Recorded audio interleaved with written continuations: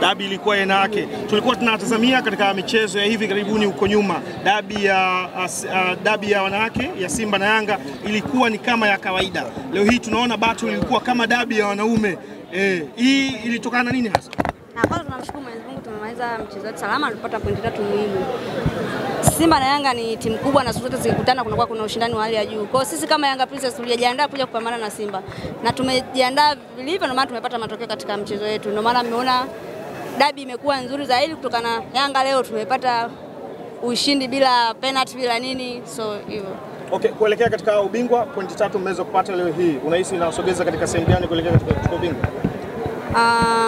Inatusogeza kwa kiasi fulani, ila sisi malengo yetu ni kushinda mechi zote. So si tumejiandaa kushinda mechi zote zinazofuata. Yes. Swali?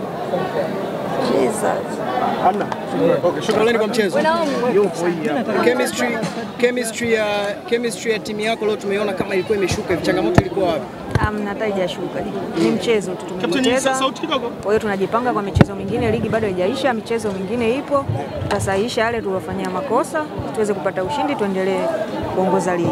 Unadhani ni nini kikubwa leo kilichosababisha kutoperform vizuri kwenye mechi dhidi ya Yanga Princess? Tujaperform vibaya. Ndio maana nimesema ni mchezo. Tunajipanga, tumepoteza leo, tunajipanga kwa michezo mingine ambayo imebaki, tuweze kufanya vizuri.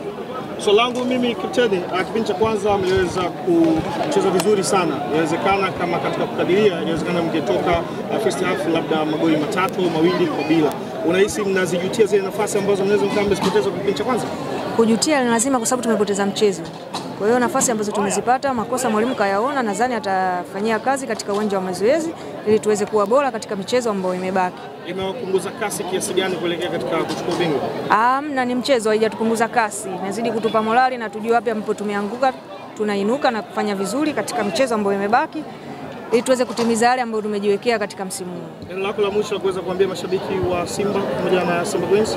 Mashabiki wa Simba wasikate tamaa, mechi bado zipo, ligi bado inaendelea, tunafanya vizuri, tunawaahidi. Asante sana.